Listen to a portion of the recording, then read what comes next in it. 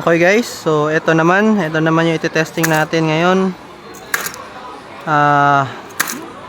Ito na siya. Actually, plan kong papalitan to.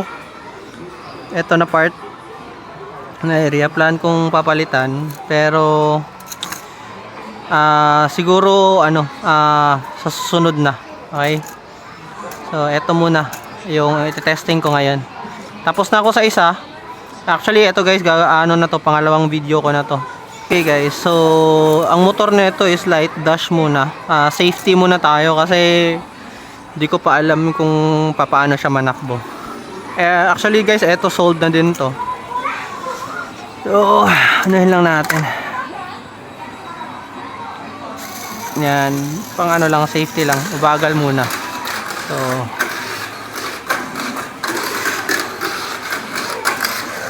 tingnan natin yung bagsak niya muna.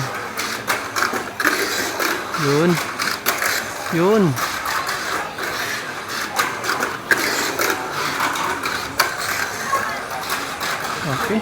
Okay, so yun yung takbo niya sa light dash. Not bad at all. Not bad at all. So, palitan natin ng hyper dash. Meron naman akong dala. Pero lahat ng mga motor ko ngayon guys, sa mga pro, hindi ko na maintenance yan, nakatambay yan kasi panay B-Max ako eh. So anuhin ko muna, palitan ko muna ng motor ha. Tingnan natin, walang brakes pa rin sa likod, harap lang. Check natin.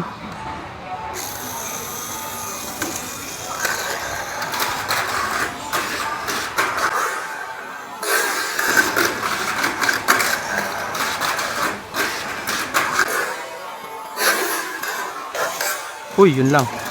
Oh! So, lumampas talaga siya. So, kailangan ko siya ng talagyan ko ng brakes dito, support niya. Okay? Actually guys, wala na akong 2mm. Eto na lang 1mm. Try natin, subukan natin.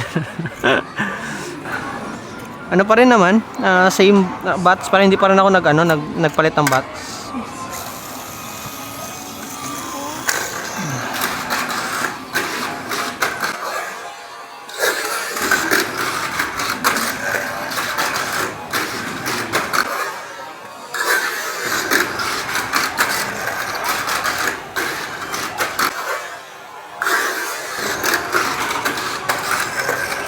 Oh, mabilis siya, mabilis.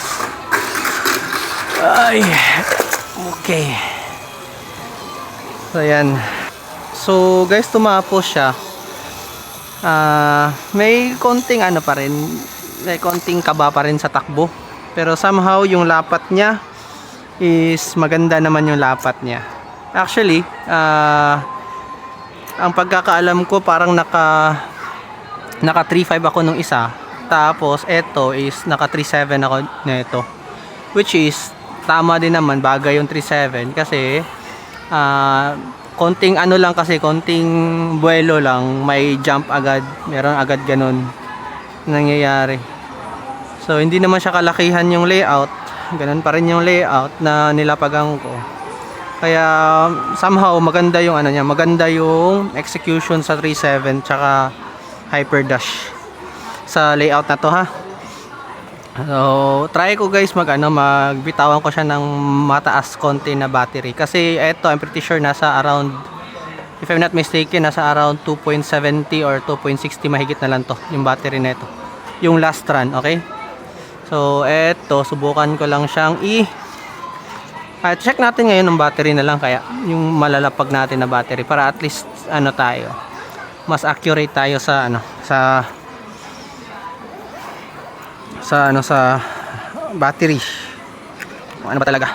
Okay, so saglit lang ha. Paano lang ako saglit? Ay, ba yan? Yan. Saglit ng battery. Okay, 2.90.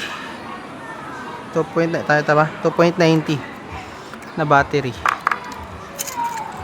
Tanggalin natin to. Alam ko nasa na lang to. Ito pala. Ayan. 2.70 nga, tama nga ako. 2.70 yung battery kanina na nagamit. Yun na lang yung niya, power niya. So eto 2.90. ano natin, ilapag natin ha. Okay. Okay. So, sige. Subukan natin kung papasok siya. All blue, open brakes. Okay.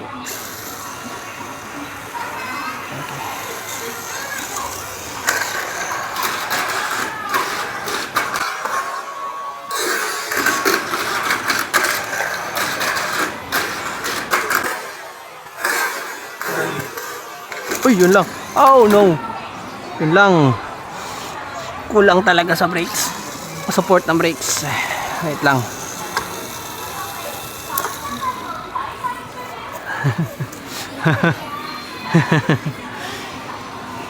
So, tiningnan ng mga bata guys yung auto.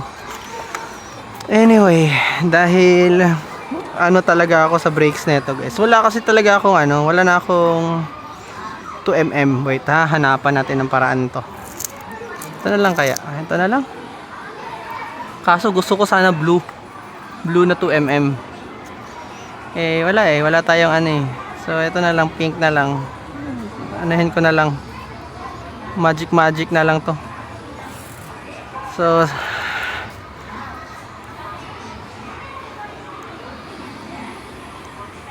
binaliktad ko na lang. Alam ko 2mm to eh. Pero pinabaliktad ko na kasi naka-angle na to sana eh. Ganyan ko na lang para tumama yung brakes talaga dito sa. Ito lang yung edge na gusto kong tumama eh. Okay. So yun lang na part. So subukan natin. Tingnan natin kung may nagbago ba sa niya. Wala namang nagbago. So subukan natin. Okay. Sana papasok na siya.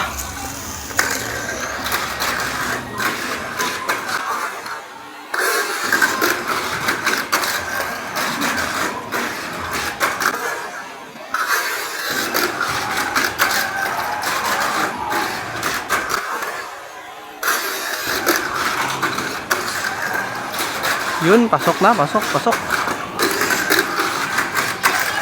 Uy, hindi ko na Ay, bang, eto. So, siya, umakyat yung speed. Somehow, I think okay na dito. Okay na yung neto guys. Na tono na to. Tapos, kung papakinggan nyo, sobrang tahimik. Sobrang tahimik ng takbo, 'di ba? So may ginawa kasi ako dito na sa transmission niya may ginawa ako dito na kaya ganon. So, well, di ko na ipapakita 'yun. Ko na 'yun, okay? So, yan.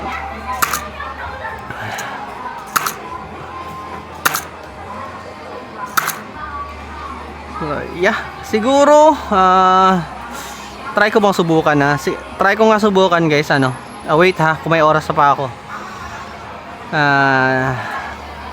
Pag may oras ako susubukan ko isang beses patakbuhin. Titingnan ko muna yung mga batteries ko. So guys, wala talaga akong battery na mas mataas pa sa 2.90. Same pa rin, 2.90 pa rin to na battery. Bago lang, pinalitan ko lang. So takbuhin na lang natin.